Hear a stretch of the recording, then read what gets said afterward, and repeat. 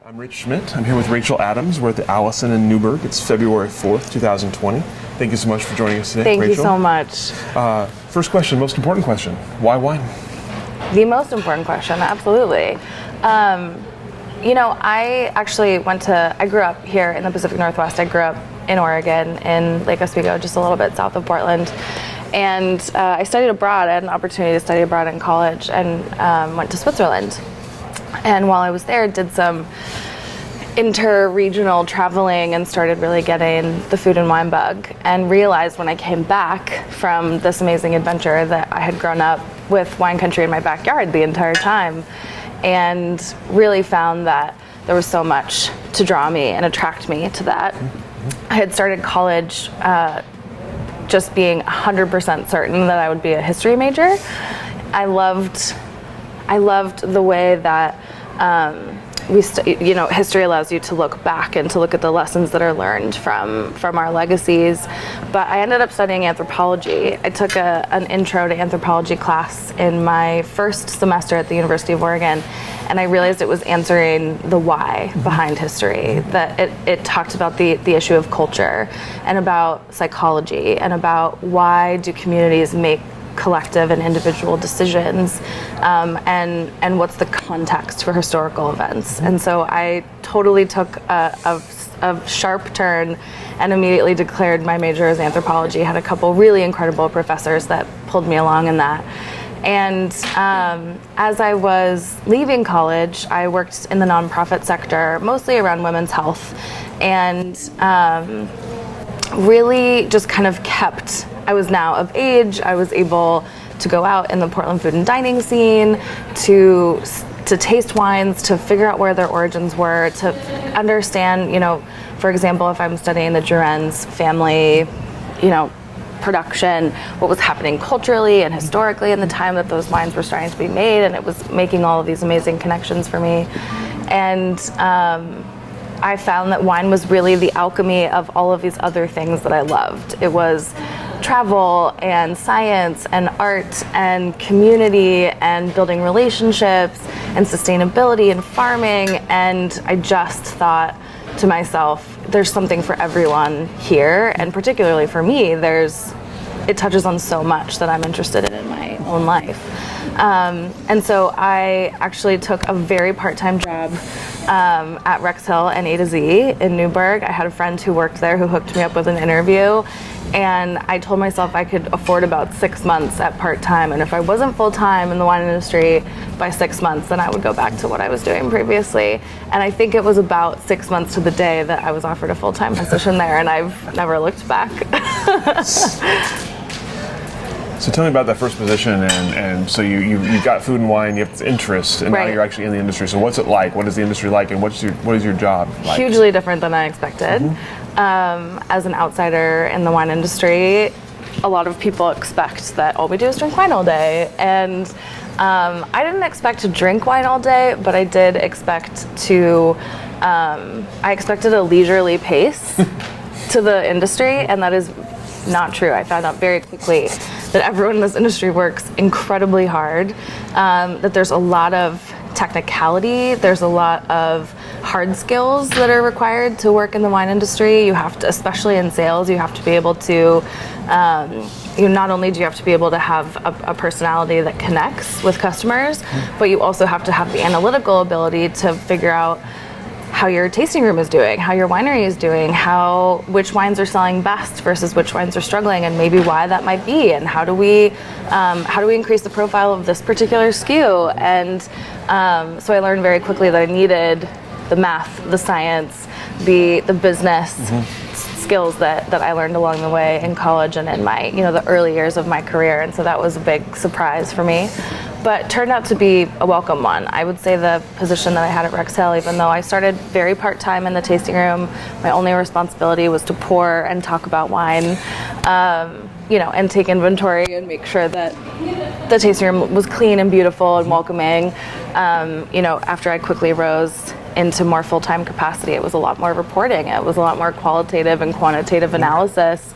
And I actually discovered that I loved that, and that I didn't necessarily think of myself as very much of a data head, but I found through training and through flexing those muscles that it was something I found fascinating to be able to look at, a page of numbers that represent how those connections that we're making in the tasting room, how they're resulting in support back to the winery and to furthering the goals that we all had together. And I thought that was so interesting. Tell me about the customers, getting to the other side of the counter.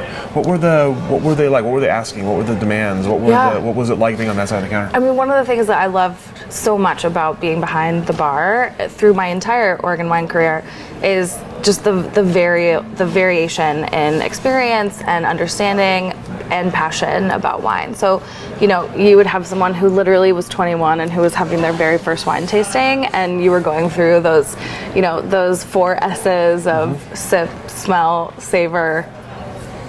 I can't even remember them all. There's only 4 of them. What is it? It's smell, it's sight, smell, sip, savor. There it is. Or swirl is in there somewhere. Oh boy, it's okay. It's been a long time since I've done this. Good thing I'm not behind the tasting room counter. It's a great thing I'm no longer behind the tasting room counter. So anyhow, you're taking people through those, elementary rules of wine tasting, all the way up to someone who's, has a 1,000-bottle cellar and is particularly interested in, Premier Grand Cru Burgundy and is here in Oregon to taste and understand, the style of Pinot Noir and Chardonnay that we're doing here. So the variety of conversations that I was able to have with folks where I was really teaching some people for the very first time and then just totally geeking out with someone who this is their life, just the way that it's our lives, was really fun and exciting. I would say, most people when they were the kinds of questions that we would receive. They wanted to know how the wine was grown. They wanted to know how the wine was made. They wanted to know about the people behind the wine. So I think that's something that, as a marketer of wine, we so frequently focus on the vineyards that these wines come from, the way that they're made, the way they're bottled, all of these really technical things. And so often people are looking for the story. They want to know who grew these grapes and why did they make these decisions, and what called them to do this in their lives. And so I most enjoyed getting to tell the story of the people that I worked with and for in those years, because I think that personalization sometimes gets lost in this competitive environment of who makes the sort of the preeminent wines in the Willamette Valley or the preeminent wines in the world, and what technical and scientific decisions did they make to make that wine so great. And I've always been someone that's a little bit more interested in the human side of this industry and what calls people to do it. Absolutely. So after Rex Hill, what's your next step in the? So after Rex Hill, my wife got into graduate school at Oregon State University, and so we were going to have to move to Corvallis. And I knew that I could not do the commute between Corvallis and Newburgh every day. And so I started investigating, how can I stay in this industry and get myself a little closer down to the southern part of the Willamette Valley? And that's when I discovered the Eagle Amity Hills, which is really feel like where my heart and soul in this industry still lives to this day. I met the family at Bethel Heights Vineyard and had heard such incredible things about the kindness of their family, but also just the legendary wines that they were making and the history that was tied to that vineyard and to that family. And I literally walked in the door with my resume and said, I want to figure out how to work for you. Here's what I've just done. Here's what I think I can offer. And it was at that point that I figured out that the Bethel Heights family, the Castiles, were normally accustomed to hiring either family members, neighbors, previous babysitters, folks that lived down in that part of the valley. It wasn't a hugely common occurrence for the Castiles to hire outside of their immediate family and community. And so it was a huge deal when they offered me a position as hospitality manager there. I really had the room to grow in that position that I was craving, coming off of my great experience at Rex Hill and A to Z. Rex Hill and A to Z is an incredible winery that is so well known around the world, but they also have quite a few people working for them, and so you find that your job can be pretty specific there, whereas at Bethel Heights, I walked into a team of maybe 4 or 5 full-timers, and it was required that we all do everything. And so not only was I in the tasting room, making new connections, continuing to support their wine club structure, but I also went on sales trips around the country and represented the brand in a lot of different regions around the United States, learned what the wholesale side of the market looks like, learned how to speak about wines and talk about wines to people who aren't direct-to-consumer customers, who are much more interested in what price can you give me on this bottle, and not to say that they aren't interested in the story behind it as well, but I found that it took a different type of conversation to get those deals to be made. And so I really felt like Bethel Heights is where I really stretched my wings and grew. I was there about 2 years when Lexi, my wife, started wrapping up her graduate program. Mimi Castile, who has become such a friend and has been a total mentor for me through my career. I'm so lucky to say that I have her in my corner. She came to me and said that Domaine Drouin had approached her and had said, we're looking for somebody to fill a management position that's brand new, that we've just created, and do you know anybody? And Mimi actually asked me for my permission to throw my name in the ring, which was, talk about mentorship. I mean, knowing that what she did there meant that I was going to stop contributing to Bethel Heights, and that she was giving me her endorsement to move on to something larger. I was super grateful for that opportunity and said, yes, please, I'm ready for the challenge, and ended up getting that position as the hospitality and events manager at DDO. And within the first 2 months of me being there, they took me to France, which was incredible.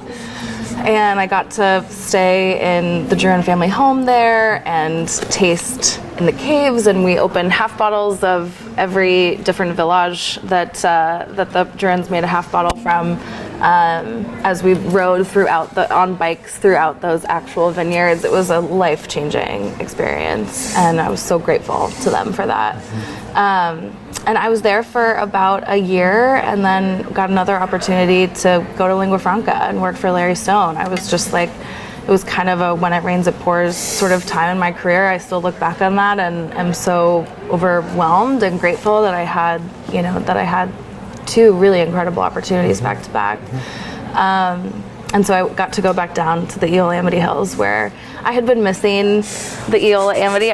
There's something so special about it. There's something that just lights me on fire about the Eola Amity Hills. The aspect, the wind that comes from the Oregon Coastal Range, those really high tension, high acidity wines, and also just the fact that so many of the people making wine down there have been doing so for so long, so passionately, so quietly, so humbly, and that they've been given this incredible spotlight in the last couple years that is so well deserved.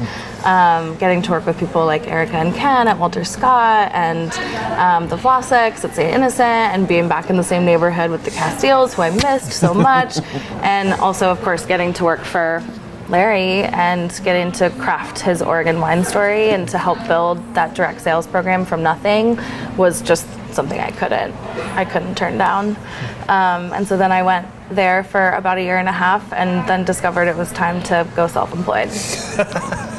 I had a dream that was building the whole time, and that dream was to build something, an event, an organization, a coalition, something in the Oregon wine industry that would talk about diversity, and that would talk about inclusion, and would talk about the future of this industry, not just in Oregon, but around the world. And I'd had some really incredible opportunities to work for really large wineries and really small wineries, and I felt like even on any of those scales, I felt like we were missing some really crucial content and discussions that I felt like needed to happen on an industry-wide level, that could just take us all to that next benchmark of we care so much about the vineyards that we farm and the wines that we make and the sustainability practices that we, applaud and celebrate among ourselves. And I felt like it made perfect sense that we should also apply that same passion and interest and dedication to how does it feel to work in the wine industry? Are these positions sustainable? Are these careers sustainable? Are we healthy? Are we happy? Are we encouraging each other? Are we opening our doors to new voices and giving, not just diversifying the industry, but providing inclusion? And I just had all of these burning questions inside of me, and I knew that I needed to go out on my own to really start getting answers to them.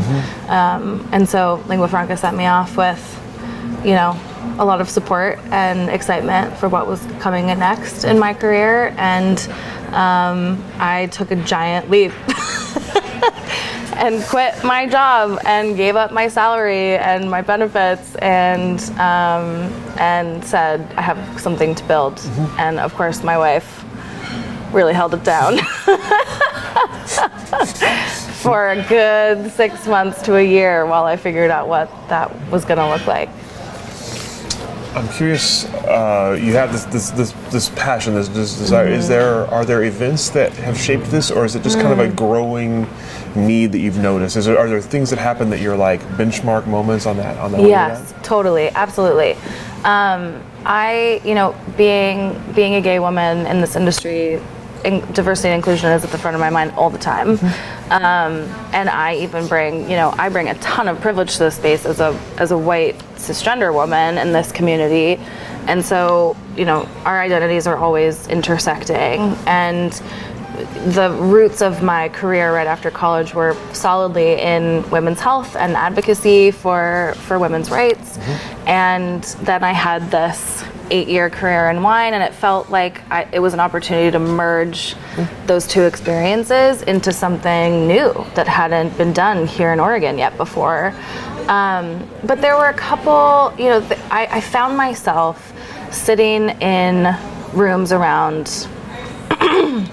whether it was a volunteer organization or a board or a industry-wide symposium or an event in another industry, and I found myself seeing opportunities for inclusion that were missed, and thinking, okay, so if this content were offered in another language, if this content was offered in sign language, if these restrooms were gender neutral, if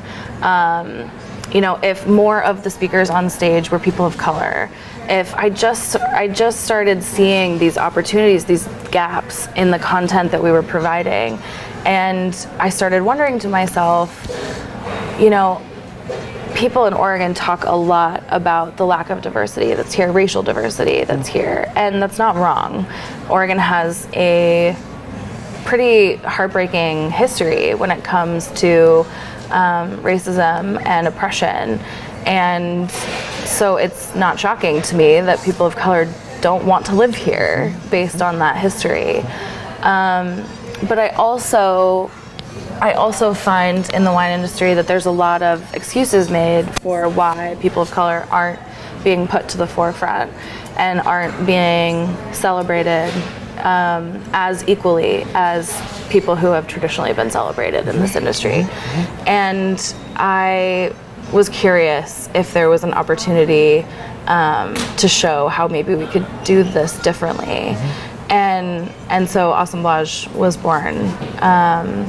Assemblage started as an annual symposium. It was just going to be an event that I was going to throw along with a lot of other women in the community that was going to be focused on women and diverse communities in wine. It ended up becoming a statewide nonprofit organization, of which now I am the executive director. I still don't I'm like, what? What is life? It sounds very fancy. We're still all doing it on a volunteer basis. At some point, it would be great if this could be my primary job, but for now, it's a passion project. But we are officially a statewide nonprofit organization, which feels really great and means that we can partner with so many other organizations. We can gain, it greases the wheels a little bit for bringing a lot of people together for the sake of empowerment and education, and focusing on diversity and inclusion in a much more formal way than just an annual event might be able to. So we're speaking at sort of the beginning of all of this, but it feels like we're really onto something. Yeah.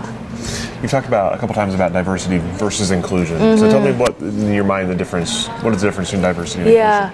So to me, I mean, diversity has more to do with just demographically, making sure that you have a diversity of voices, a diversity of backgrounds, diversity of ages, diversity of races, socioeconomic status. Inclusion is about active things that you can do to then support those folks when they come into your organization. And so we had a great speaker, Jenna Reed from the Oregon Employers Association, speak at the first Assemblage Symposium, which just happened here in wine country in January.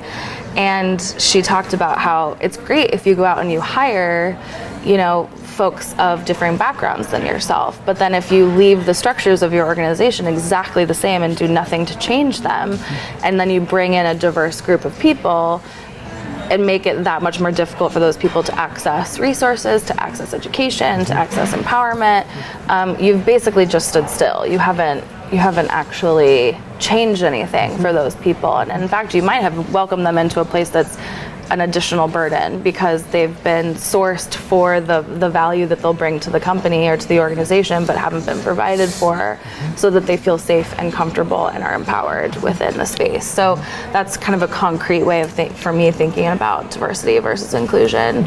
And I think the wine industry still has challenges to diversity. And so the point here now is, okay, let's try harder to diversify our businesses. And then once we've done that, how do we include them? And so I think there's a two-part lesson to be learned there.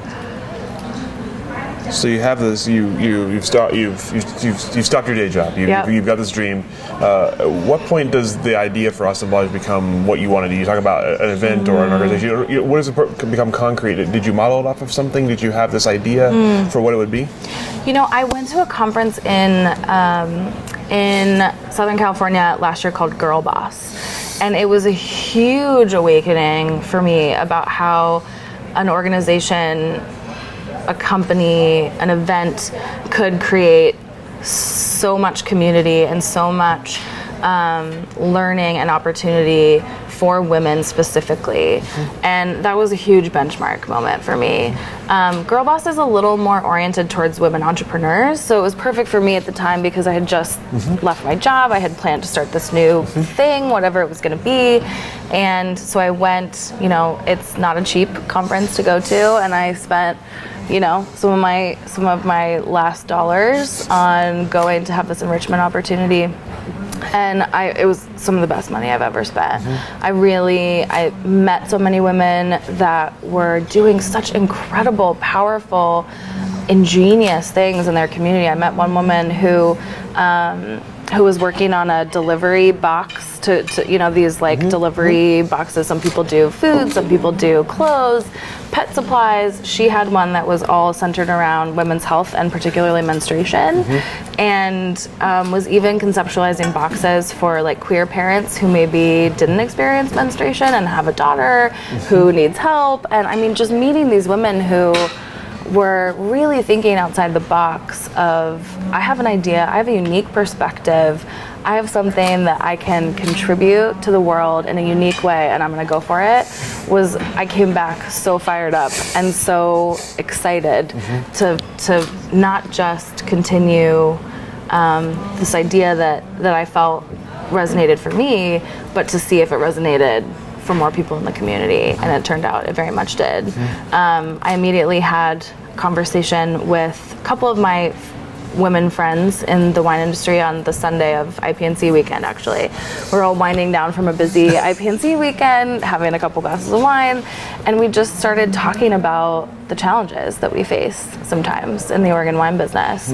And some were winemakers, some were on the sales side of things, and I just started asking what's great about your job, what sucks about it, and some of the things that they mentioned that sucked about it were very gender specific, and I realized that I wasn't alone in thinking that those questions that I wanted answers to were on the minds of others.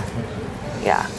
What were the biggest issues as you from that conversation and from the ones you before the first symposium as you were building your agenda? What were the biggest issues you were hearing? Definitely promotion, upward mobility in their careers. Getting formal professional feedback that was very gender based about emotionality, about conflicts that they had as parents, as moms, and figuring out work-life balance, like breastfeeding, in a bathroom, like in between 200 tasters on a Saturday with no like close running water or refrigerator or things to make that sustainable. Definitely heard about issues of homophobia, racism, and feeling like these spaces were difficult to access for people who didn't represent a traditional mold in the industry. And really sort of heartbreakingly, like just a shame about wondering if us as we are, she as she is, me as I am, if this industry is for us, and wondering if who we are inherently makes our jobs more challenging and makes it harder for our wineries than it would be if we were more like what's come before. And that's really what bothered me. And I thought, to me, as a consumer of wine, as someone who travels the world going to wine regions, if I go to a tasting room and there's someone who talks about their wife or husband as a queer person behind the bar, I feel so much more comfortable and excited to introduce my wife and to talk about our cellar, and it opens conversations that sometimes feel a little hush hush in the luxury wine space, in the luxury sales space. I feel that way when I go into a jewelry store. I remember I was buying the engagement ring that I was going to give to my wife, and I felt so nervous in this like place full of diamonds and rubies, and people are like, is this for a friend? Is this for are you giving yourself a present? And I was like, wow, I was embarrassed to say, no, I'm here shopping for an engagement ring for my partner, for my wife, and now I wouldn't be. I'm much more self-realized and self-actualized, and I was young, very young, and still struggling with my own identity and what that means, and how my life will be different as a result of it. I'm so good with all of that now, but at the time it was really intimidating. And when I think back on the reasons why I got into wine, because travel and people and science and art and the alchemy of all these incredible things, those are things that across the spectrum people are interested in and are willing and want to talk about. And it just broke my heart to hear that wine has been a space that has been stodgy, difficult to break into, intimidating, and I just know how many wonderful people work in this industry and how passionate they are about making it for everyone. And I was like, we need to do something about this, because if this is the perception of who we are, but it's not who we actually are, like there's a dissonance there that needs to be talked about. And so that night, over those couple glasses of wine, having those conversations, I just asked the group, I was like, what would it look like if we did something about this? Like what would it be? What would it be? Would it be an event? Would it be an organization? Would it be a task force? Would it be, should we go through the Willamette Valley Wineries Association? Should we go through the Oregon Wine Board? And it was decided that it needed to be something autonomous, that it needed to be something new, that we needed to put new people from the industry at the forefront and scour, a larger cross-section of wine professionals to see who we could get to speak to these issues that maybe we haven't heard from before, and just see what happens. And so we decided that night that it would be an event. And a couple text messages and things later, I had left my job. And I remember I got a text from a colleague, and she was like, hey, I've really been thinking about this women in wine thing, this diversity in wine thing that we were talking about. I think we should really do something about it. And I wrote back, I just left my job. And she was like, what? And I said, I know, but I just agree so much that we need to do something about it. And I'm fortunate enough that I can leave my job right now, and it's gonna be tough, but I just quit. And she was like, oh my gosh, okay, what are we gonna do? And, pretty soon we had 6 women working on it, then we had 10, then we had 20, then we had 30. And then it all kicked off just a few weeks ago with the symposium. We had close to 300 people there. It was just incredible. And you outgrew your original space, so you had to kind of do some rethinking on the fly. We did. Tell me about the logistics. Tell me about getting speakers and marketing, branding, naming, all the things you had to do to make this happen. Right. Okay. This is reminding me of that How It's Made podcast, which is one of my very favorites, because I'm like, how did you do that? And when did you decide to do this? Let's talk about how the sausage got made. Yes. Yes, exactly. So the first process for me was gathering the community together, figuring out who echoed these values, who wanted to see something like this happen, where my support was going to be, and who was willing to roll up their sleeves and do some stuff about it, because I knew I couldn't do it by myself. So I started gathering what we call our steering committee, which are women who really most of us shook out to have about 10 years experience in the wine industry, although we had some folks that were brand new. We had an amazing Linfield intern, Lily Hanridge, join the team, who's behind the camera right now if you can't see. So we had a really nice scope of perspectives, but we did end up finding folks that were kind of in that millennial age range, basically just because I pulled the people that were closest to me and said, I know that this is important to you, let's do something about it. And so I didn't think very strategically about who was gonna be a part of this. I was just like, you're passionate about this, come on down. You're passionate about this, let's do it. And pretty soon we had a really nice, well-rounded steering committee.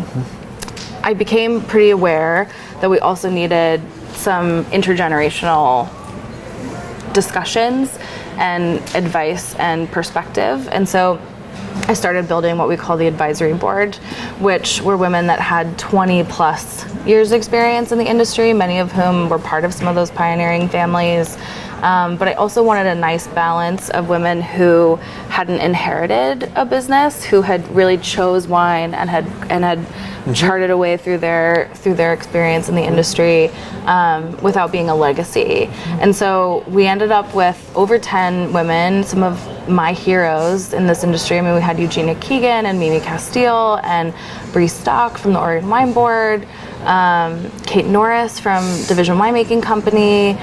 Who else am I forgetting? Stacy Gibson from Park Avenue Wine. So she kind of brought the retail wholesale perspective. Louisa Ponzi, Wynn Peterson Nedry. Oh gosh, I'm gonna forget. Gretchen Bach from Dobbs. I mean, just an incredible powerhouse of women who, Kitchener McGuire from Visit McMinnville, who I think is one of the best marketing brains in our industry. It was like just goosebumps on the daily, getting these emails of, yes, sign me up, how do I help? I sent a really detailed list of values that we wanted to share in order to be able to be a part of that advisory board. It was things like, I understand the difference between institutional power and individual powerlessness, and want to seek to change some of those power dynamics. I mean, we really got pretty specific about if you're gonna jump on this boat, these are the things we say we agree should happen or need to happen in the industry. And so that body was formed, and their incredible effort and willingness to connect us with people that they know, potential sponsors, potential speakers, was just key. in this process, and I'm just so grateful to. So it kind of shook out that like the steering committee became sort of the teeth, the folks that volunteered their time, came to monthly, then bi-monthly, then weekly meetings leading up to the first symposium, and we're really doing the day-to-day lifting. And the advisory board was lovely in that they met with us periodically along the way just to sort of give us that like 30,000 foot perspective and to say, love this, feel like there's a hole here, who's speaking to this, how do we, and so I was well advised throughout the course of this. And at that point I had already come up with the name. I knew I wanted a winemaking term that it's funny that assemblage turned out, some people call it assemblage, symposium, some people call it assemblage. It actually works great both ways. Assemblage is about a multitude, a gathering, coming together. Assemblage is a French winemaking term about bringing together already finished wines, which I love, and creating an even better blend, which I think is such a fitting expression for what we're doing, is that you're not imperfect, you're not broken, you're not a part of a whole, you are amazing in and of yourself, and let's come together and create something even more broad and powerful. And this event isn't going to complete you. You are complete. That was sort of where it came from. And so I had already done that portion. Everyone was signing on to a idea that was pretty well formed, but the how we were going to get there was like so day by day, just like do the next right thing, was kind of like my goal the whole time. Is if I thought about the enormity of what we were trying to do, I would just get so overwhelmed, and I would be like, okay, just answer your emails today. Like, is that all you can do? Great, just answer your emails. Tomorrow, call a potential sponsor. Great, and just trust the next right thing. And somehow it culminated in a conference for 300 people, and it blew even my own expectations, largely in part because of the amazing people who signed on so early and who are so good at what they do. Let's talk about those expectations. I'm curious, your goals when you started are fairly clear, but I'm curious what the organization's goals were, both large and small, as you're going into the first conference. Yeah, we knew that inherently, because our event was about diversity and inclusion, that we needed to, how do I put this?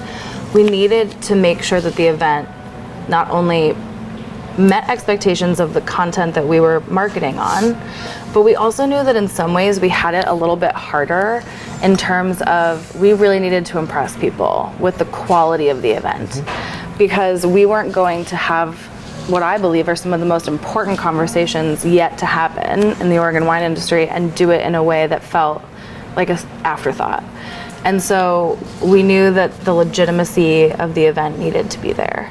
And so we gave ourselves a pretty high fundraising goal. We applied for grants, we looked for sponsorships, we grassroots fundraised a ton based on, we actually started a crowdfunding campaign on a platform called I Fund Women, very much like Kickstarter or GoFundMe, but the difference with I Fund Women is that they support women-oriented businesses, and that you get every dollar that you raise on that platform instead of you have to meet your goal in order to get that cash out. And they paid us out every 2 weeks, which was like such a windfall for a group of people who had no money and who literally started with just an idea and no funding. It's not like we had an angel investor that was like, here's 50 grand, go live your dream, And we did winemaker dinners with local women in the community who very graciously donated their product for us. And we hosted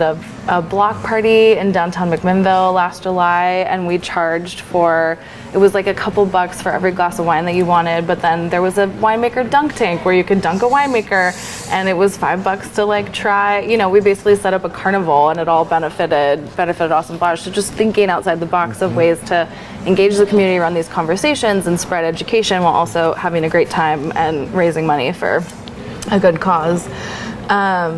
So that was, the money portion is a lot of what I spent time on, frankly. And my team really planned the logistics of how this was going to go, all of the little elements that needed to happen to come together. And it was a lot of logistics, a lot. Especially once you broke into separate locations. Right. Yeah, we decided, so we outgrew our original location, which was going to be Linfield College. We knew we needed, ticket sales were strong, and we didn't want to limit the number of people who could come and access this information. And so we realized that we had this amazing opportunity to utilize event spaces in McMinnville that were owned by women. And I do want to say just a foundational thing about why we chose to specifically speak to women in the community. What we say is that this event and this organization is for women in diverse communities in wine. I, from my nonprofit work, constantly was confronted with studies that spoke about when you're interested in making wide-scale change across the board in a community, whether it's in the developing world or in the developed world, if you start with women and girls, more people benefit faster.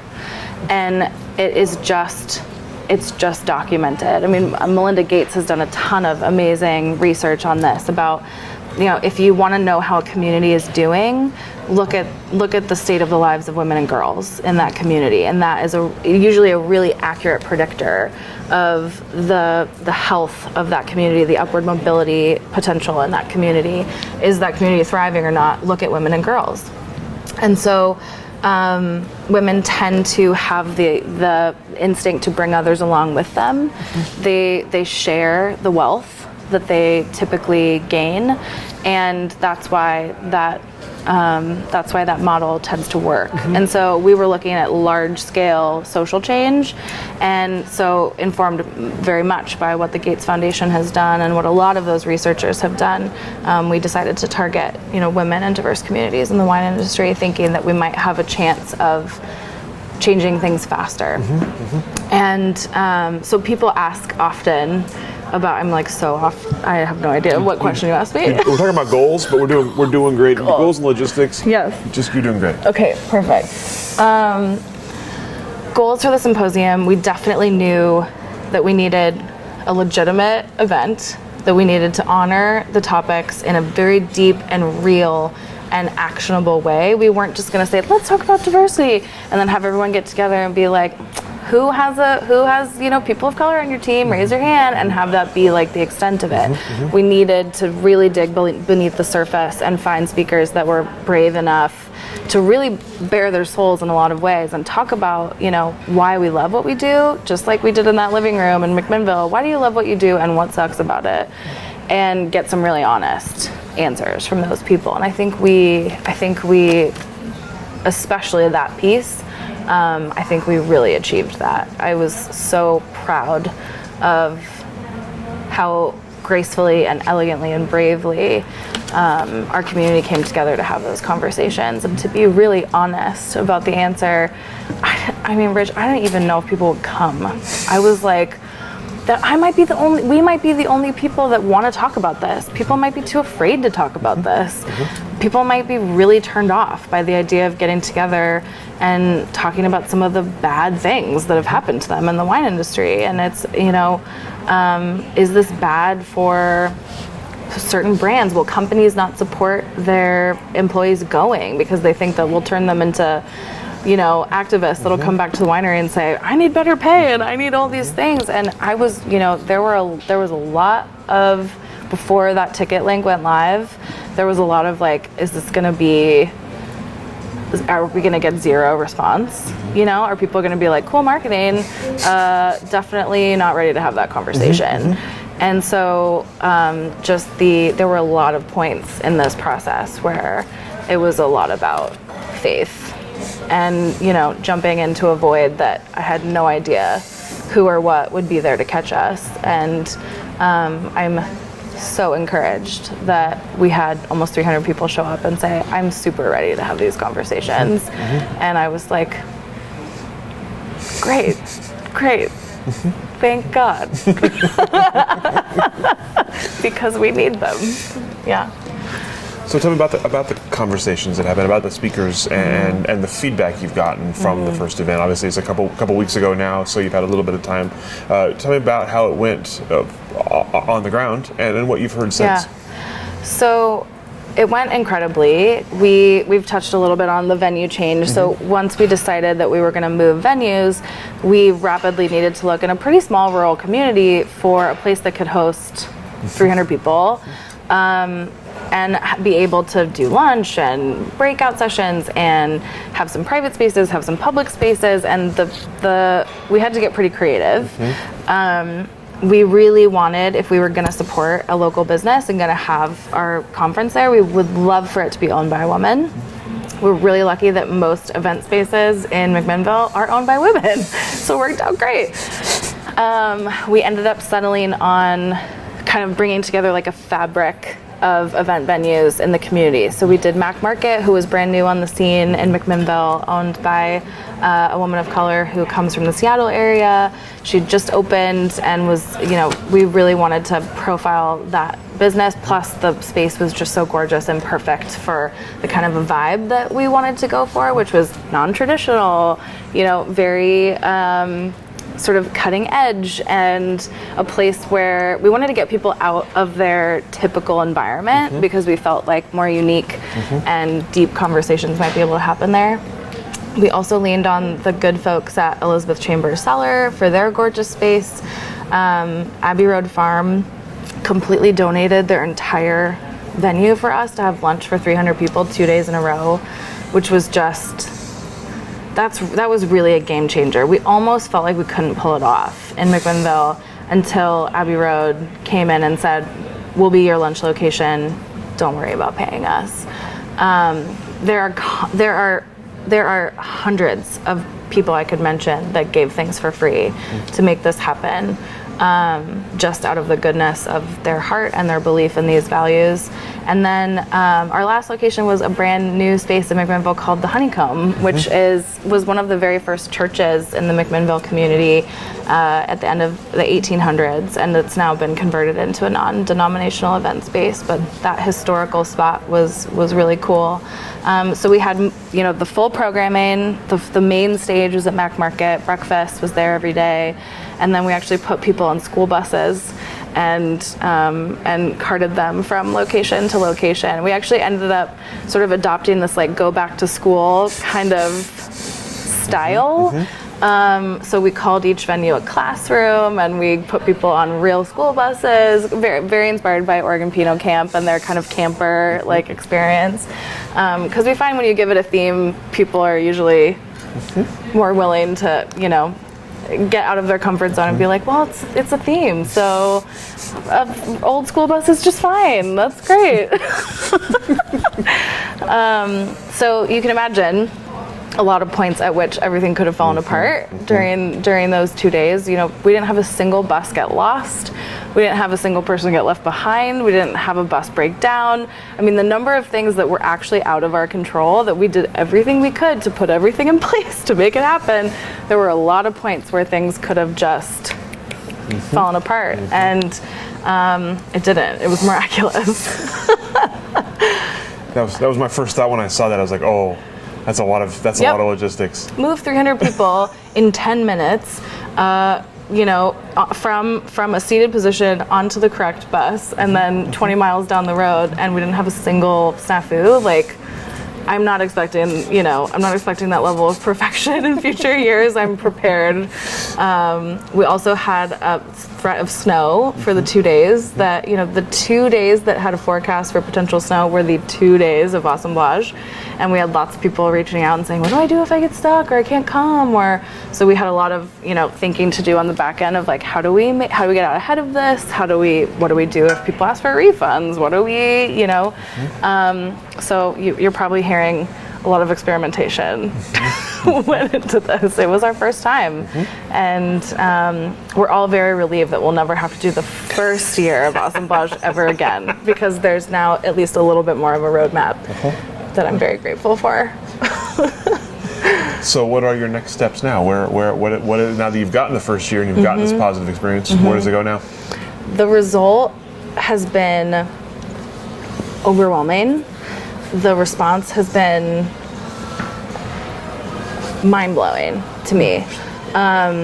Instagram was just lighting up about this. The amount of noise that this event made, I feel like, is one of the things that I didn't expect. We had 2,000 page views on our Instagram over the course of those 2 days. We jumped 600 followers. Like, it was pretty incredible. We were able to fully fund every single person that asked for a scholarship to the event, which was amazing, very much in large part to donors who specifically gave us money for scholarships. So we had 15 women come from across the country, and I was getting emails from people in Amsterdam and saying, I want to do an event like this in my community, and have you struggled with this problem? What's your answer to this? I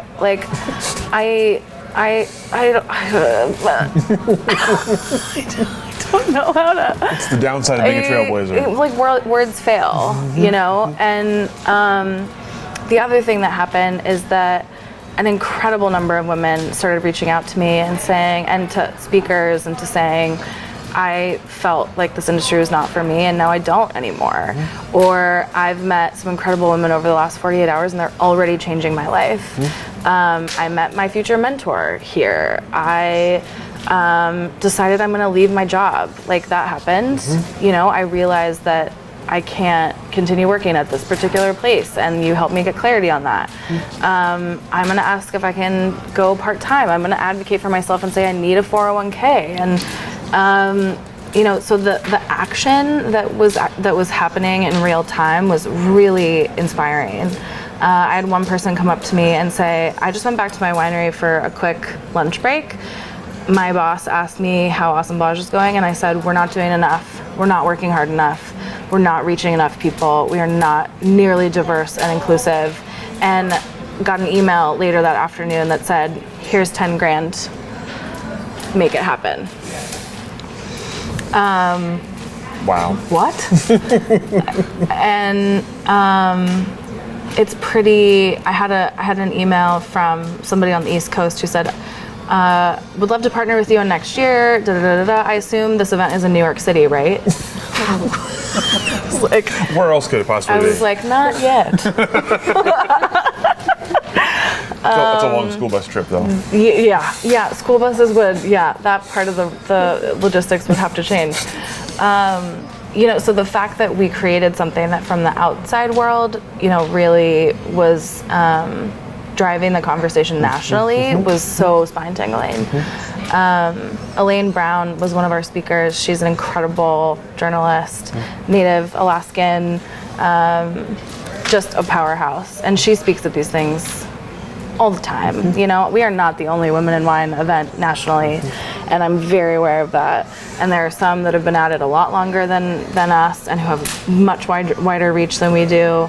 But I felt like it was important to do something for Oregon. And Elaine got up at one of the dinners leading up and said, you know, I speak at these things a lot. And she was like, this is the most unique and special and brave program I've seen. And that really was like a big moment for me. She's a total mentor and idol of mine. And so to see her compliment it so deeply and to say like something special is really happening here was like a big moment for me. As far as what's next for Assemblage, we have decided, yes, this will be an annual symposium. We are now a nonprofit, and so I'm figuring out how to run a board of directors and like do taxes for a nonprofit. And like, just totally honestly, like nuts and bolts, that's kind of where my head is at the moment. But we hope to do much more than just an annual symposium. So in addition to that event that we will do every year, we will do periodic events throughout the year that focus on a specific facet of putting these values into practice. So the first one that we have planned for the first quarter of 2020 is a mentor-mentee speed dating session. We asked at the symposium for people to reach out to us if they were interested in finding a mentor or if they were interested in being a mentor. And we had close to 50 responses, which is great.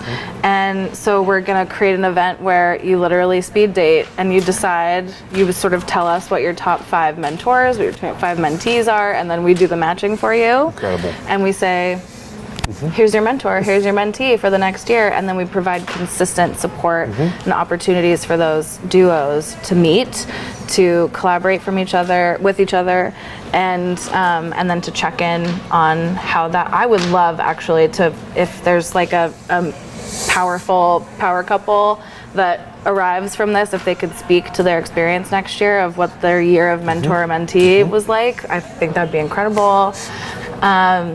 So we have that planned. We also would love to be, we're not positioning ourselves, the event planners, the organizers, we're not positioning ourselves as experts on diversity and inclusion. But what I think we can do, a service we can provide, is to connect interested businesses, interested wineries with those experts and be sort of a convener of who has the most current, the most, the most progressive, the most important content, who's speaking to that right now, and how do we get you connected with them if you need a training or you want, some advice or some consulting. One of my big things too is making sure those people get paid for the work that they're doing, and that they don't give away all of their advice and their experiences and their time for free. We want to make sure that a lot of the speakers that we put up on the stage, Siobhan Ball and Elaine Brown and Julia Coney, and these women of color who have done a lot of free work in their lives, get paid for their experiences and their time and their their effort. I also feel like, from working for big wineries and working for small wineries, I know that across the board, the wine industry has a pretty high barrier of entry when it comes to how to finance yourself as a winery. You have a lot of overhead, you have a lot of physical, supplies and things to take care of and to maintain. Things like HR are pretty rare for individual family-owned wineries. I don't think it's because people don't want it. I think it's because they literally can't afford it. And same with benefits, and same with 401k, and being able to. These are the things that make a career in wine sustainable. And so if we as an organization can provide some of that training, some of that access to resources that I believe in my heart of hearts wineries want to provide, but sometimes have a hard time doing so financially. If we as an outside organization can go find our own funding and then provide some of that content for the wine industry so that the burden isn't always on these small businesses to be providing, that would make me really happy, because I think small business owners need help doing that. And I think we are uniquely positioned to be able to sponsor a speaker to come into the Valley to provide, an HR 101 something, or a debrief on Oregon labor law changes in 2020, or whatever. Or, I hope some people will say, I want my entire tasting room staff to be briefed on what happens if they're in a situation where they are being sexually harassed or assaulted, either by a team member or by a boss or by a customer. I want to preemptively have a training. I just hired 10 new part-timers for the summer, and I want to do a training on sexual harassment in the wine industry. Who should I go to? I would love for those people to come to us and ask us those questions so that we can give them someone that we know is going to do an incredible job.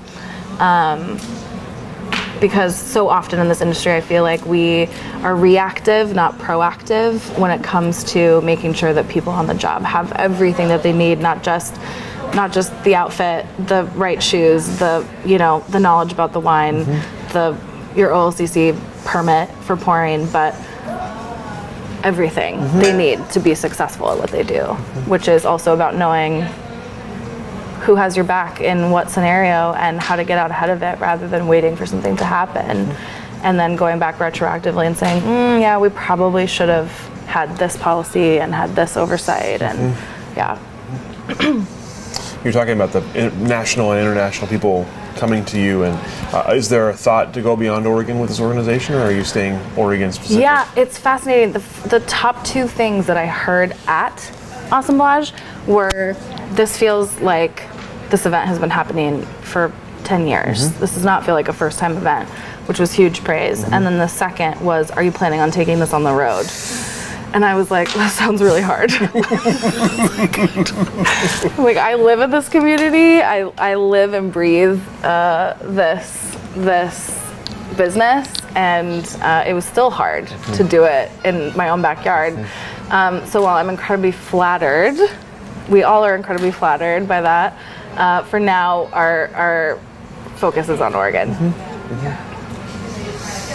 So let's talk about the industry a bit. I'm curious, especially through your lens. So after talking about all this, after talking about assemblage and the reasons for it and the needs, how has the Oregon wine industry changed since you've been a part of it? What did it look like when you came into it? What does it look like now? Yeah. What has changed? Yeah. I mean, I think the sheer number of just the growth of the publicity that's been applied to folks that don't represent traditional standards in winemaking. We're really proud to see so many journalists and to see so many writers celebrating, folks like Elena at Alumbra and, the amazing women winemakers that are such a fabric of this community, like Anna Matzinger and Kate Payne Brown and Wynn Peterson Nedry and Brian Day at Day Wines, who's doing incredibly interesting things. And so I think the coverage of women and diverse folks in wine is better than it was previously. I also think the content that we're providing as Assemblage is really timely, and that there's a national conversation going on around diversity and inclusion that I certainly didn't see happening 10 years ago when I was just getting started. So I'm grateful that, our country as a whole is considering these issues and considering what it means to be an ally to those communities, what it means to have representation of those folks on TV. I mean, when I was growing up, I was just talking to my mom about this last night at dinner, actually. My mom said, do you think that you would have come out when you did if you hadn't done student government? Because when I was in student government, we talked a lot about representation. And I was like, I don't really know the answer to that. I don't know when I would have come out if I hadn't had that particular opportunity. But I do know that being in spaces that are willing to have those conversations makes you so much braver in living your life authentically. And I sense there's nothing I can point to prove, but I sense a shift in the Oregon industry in a willingness to have those conversations in a way that I didn't when I started. That I'm really encouraged by. I also have to say, in the last week, I noticed on Instagram that the hashtag Diversify Wine has 0 posts ever, and that's my new project. Hashtag Diversify Wine. Diversify Wine. And we've been profiling online in the last couple of days. We've been profiling local Oregon wineries that have had people of color in their marketing, that have not called out that it's a person of color in that campaign, but have literally just put them enjoying wine, and just like you would any other visitor. And we're starting to ask people to send us their work that features diverse communities, and maybe there's something there. Maybe this is a campaign for us that we start gathering, images and campaigns of people who have really consciously and responsibly represented diversity in their marketing work when it comes to wine, and being a place where people can submit and send that stuff. And maybe it's an award, maybe it's a scholarship opportunity, maybe who knows what it is, but that's kind of what's knocking around in my brain right now is hashtag Diversify Wine. And all the things you could do with that. And all the things we could do with that. Totally. It feels like it's a nugget of something that could make a difference globally, because it's literally, in English, Diversify Wine, but it's there are 0 posts on Instagram with that hashtag, which just boggles my mind that hasn't been done before. What about as you look ahead? What is Oregon wine going to look like in a decade? What are the changes you're hoping for? What do you fear? What do you see it looking like in, say, 2030? Yeah, 2030. I think Oregon is uniquely positioned in in certainly the national wine conversation, but even in the global wine conversation, think about how unique Oregon is, how trailblazing Oregon wine industry was, period. I mean, the Oregon Wine Archives, you have these incredible stories from, the folks at Erie and the folks from Elk Cove and Ponzi and Erath that believed against all odds that this place could be what it is today, and flew against the flock of believing that you had to have certain weather climactic patterns in order to be a successful wine region to grow, any variety of wine. And those people who said, yeah, and it's perfect here, and so we're going to do it, even though they couldn't get funding, and they, people thought they were crazy, and that they were just like going to totally, lose their livelihoods and dedicate all their time and energy to this thing that was just doomed to be a failure. And look what has happened. And so I think Oregon is uniquely positioned as sort of a renegade in the wine industry in general. We also pride ourselves on being, especially the closer you get to Portland, on being sort of a progressive ideology.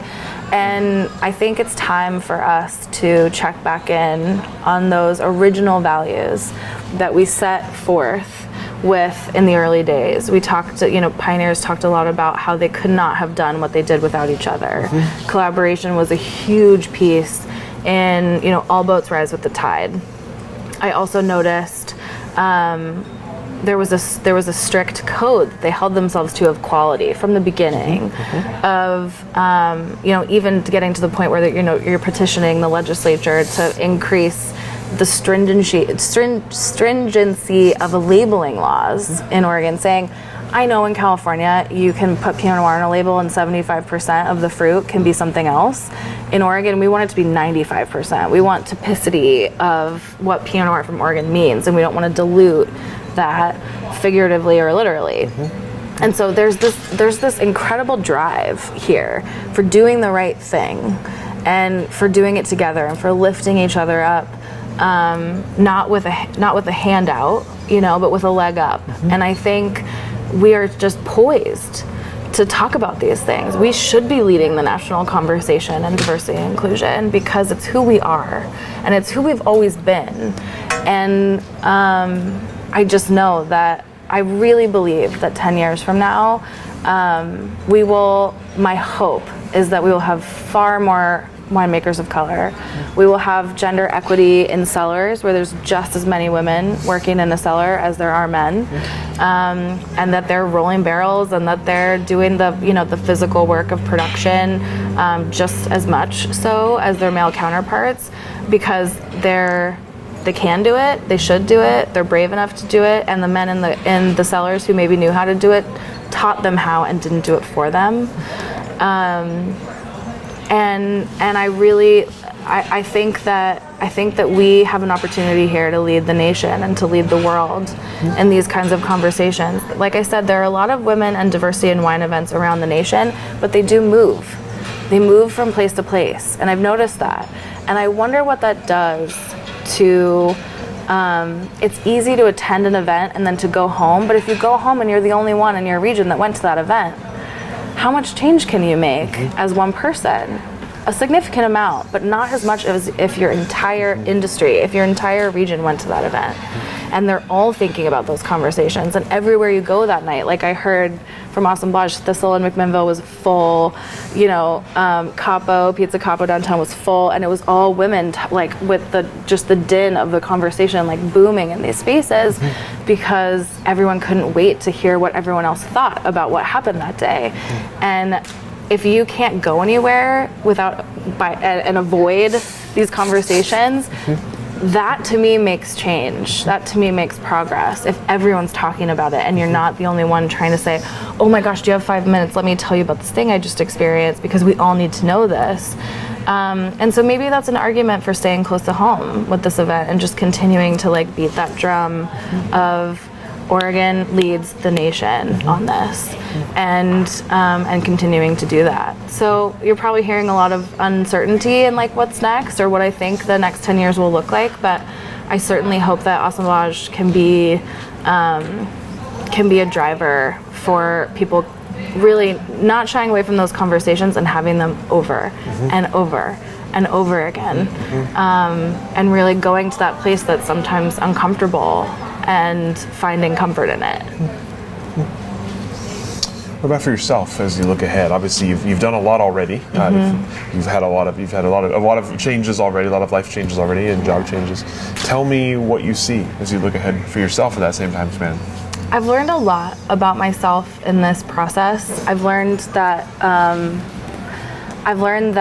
I have a new idea like every day, maybe sometimes twice a day, about not just what Assemblage can do and where this can go, but about a lot of different things.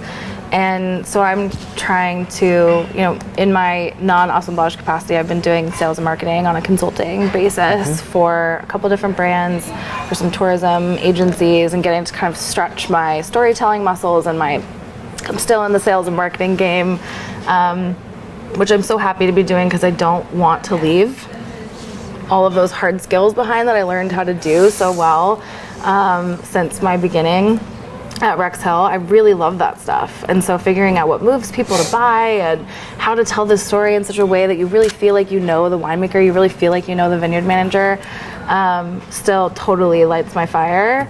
And so I'm not looking to get away from being an active part of the industry and getting to a place where I'm just critiquing it all the time as an outsider. So a balance is needed for me, but I think I wouldn't be surprised if 5 years from now, someone else was at the helm of this and that I passed this on to the next generation of women and diverse people who want to spark these conversations.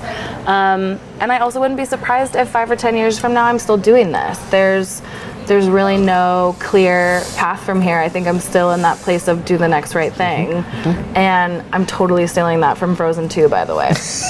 There's a song in Frozen 2 called, I don't know what it's called, but the crux of it is do the next right thing. And I watched it and I just was so moved. And I was like, that's what I've been doing. And okay, thank you for the reinforcement, Frozen. I love it.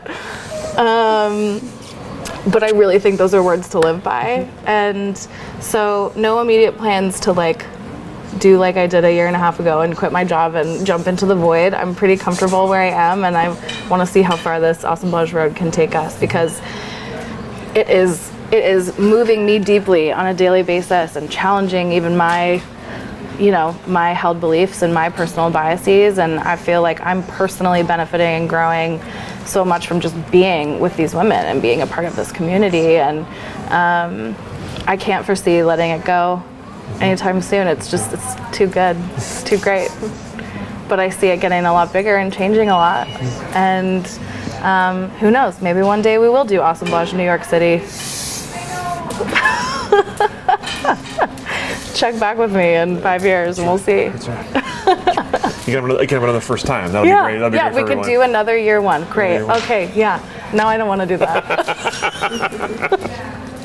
I'm curious before I have a couple wrap-up questions for you. But I'm curious about something that I've kind of thought about through the interview is these issues are not specific to wine. Obviously, you talk about them in a larger sense. I'm curious with the wine industry, with what you're working on here. How does it compare to the other industries? What is different about wine to you that is something why you're focusing so much on that industry versus a larger? Such a great question. And I did hear from quite a few people who came to the event that really it had content that serves anyone in business who's interested in social change. And I think that's true. And I don't think that that's something that we need to shy away from, that this could be an event that had its origins in the wine industry, but that welcomes people from restaurants and hotels and even further outside the hospitality space, because anyone that's interested in making your work better for you, will find something at Assemblage, at least one thing, if not many things, to take away from it.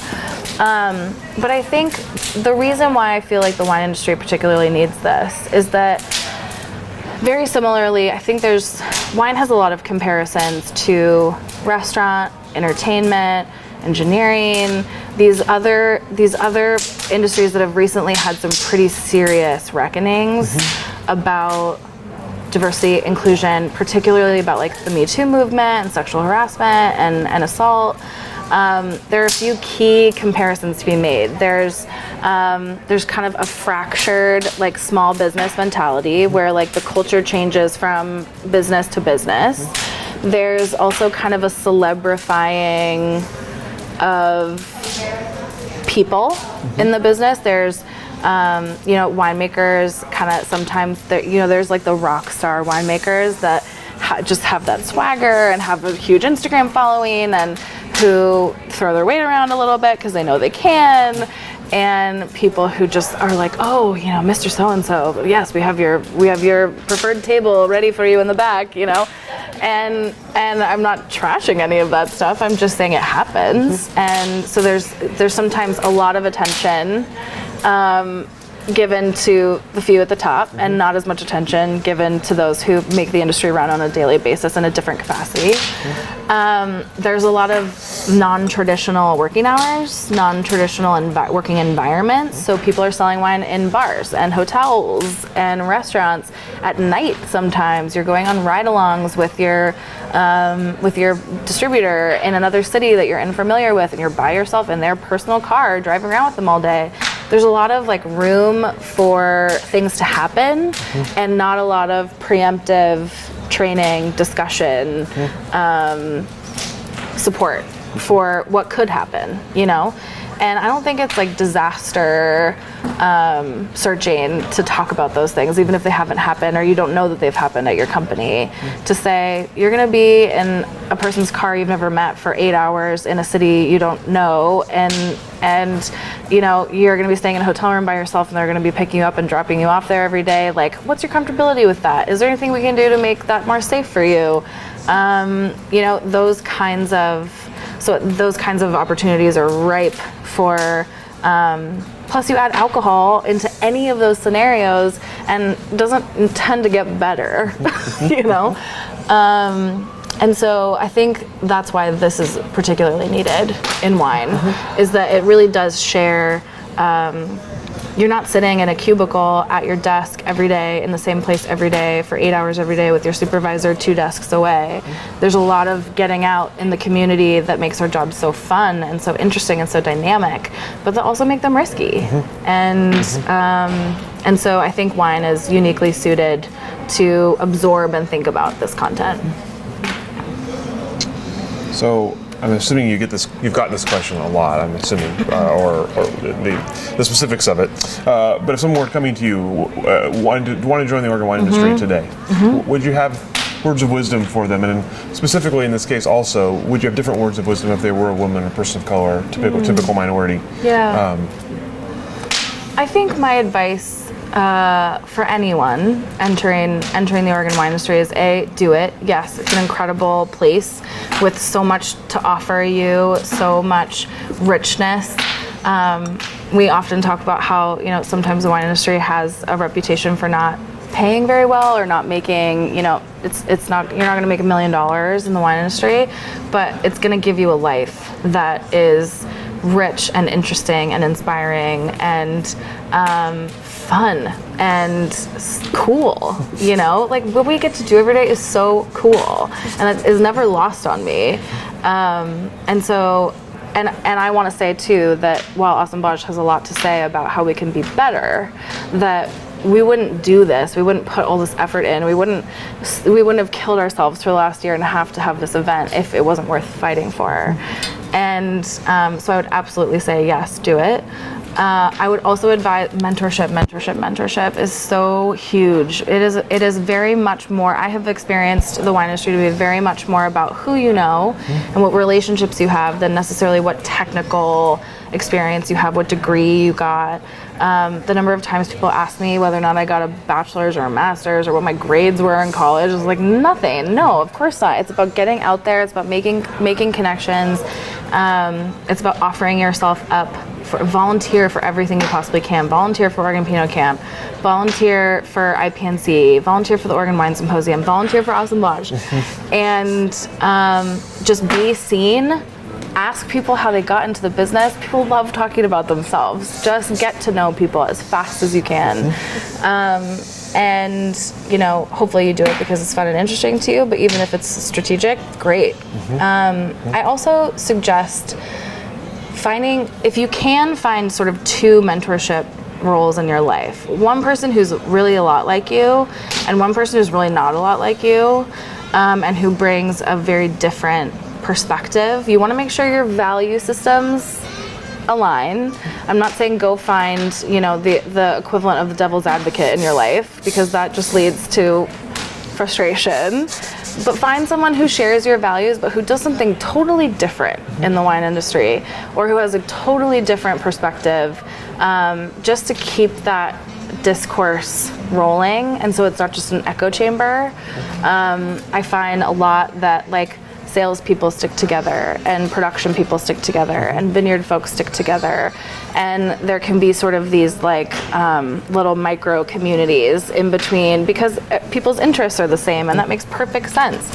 You're going to gravitate towards someone who has a similar experience to you. But if you can find 2 people who will mentor you, who have about 5-10 years experience on you in the industry, someone who reminds you a lot of yourself, and then someone who really doesn't, you'll be all the better for it. And don't worry so much about what you don't know. There is so much to know about the wine industry. There's so much to know about wine. It's one of the reasons why we love what we do, is that I'll be on my deathbed in my 80s, 90s, hopefully, and we'll still not know everything about wine. And it's one of the things that just continues to fuel my passion for this, is that there's so much to know. And it's actually really refreshing when somebody says, I don't know what pigeage is. Can you tell me what that is? After I said pigeage 20 minutes ago, and then I just kept going. And then they're like, wait, can we find it so interesting when I've gone on, I've said, I will never forget, I had a brand new part-time associate at a winery that I worked for, that I was training. And I was probably 10 minutes into this long diatribe like I do about, why I love these wines, And I was talking about Chardonnay and Pinot Noir, and probably 10 minutes in, he was like, okay, so is Chardonnay a red wine or a white wine? And I was like, oh, I have really gone way farther than you needed to know. And instead of being like, you can't work here, you don't know that Chardonnay is a white wine, my approach was, wow, thank you so much for being brave enough to ask that question. Let's go back. Here's how. So, and I hope that people who are in positions of power, positions of mentorship, positions of leadership, approach questions with that excitement, because it's what means that learning happens faster. They get closer to where you need them to be and want them to be if they feel empowered to ask questions. And so those are the things that excite me about seeing the next generation of people coming up, is when they're brave enough to say, wow, I really don't know what that is, or I can't smell anything in this wine. It smells like grapes. This is super grapey, and just be yourself. You don't have to know more than you know. You don't have to be a master level taster to do well here. If you can tell stories, if you can connect, if you can talk passionately about what you love and you smell in this wine, and then be excited when someone says they smell something different. Perfection. I don't know if my advice would be different for people of color. I think that's a question that should be asked of a person of color, because I don't want to speak on what helps that community or those communities when I don't have a lived experience that can speak to that. But I do know that the challenges are harder, that the climb is steeper, and I would imagine that mentorship becomes incredibly important in a community that's threatened. And I would be happy to connect you with some amazing women in our organization who are people of color, who are women of color, who I think would answer that question well. Good. Okay. That's all the questions I have. Okay. Is there anything I didn't ask that I should have? Anything we didn't talk about you wanted to talk about? Well, how much time do you have? I'm kidding. No, I'm Till the sun goes down. I'm we're out of power. incredibly grateful for the opportunity. I mean, what an honor to have my voice be a part of, the fabric of what's happened in Oregon wine via the archives. And I think the work that you do is incredibly important and valued, and I'm so excited to be a part of it. Thank you. We're excited to have you as part of it. We'll go ahead and thank you for all your stories. Thank you for sharing your time with us today and sharing the mission of Assemblage as it's on its outset here. Yeah. And we'll look forward to many more good things from it. Thank you so much. We'll let you off the hook.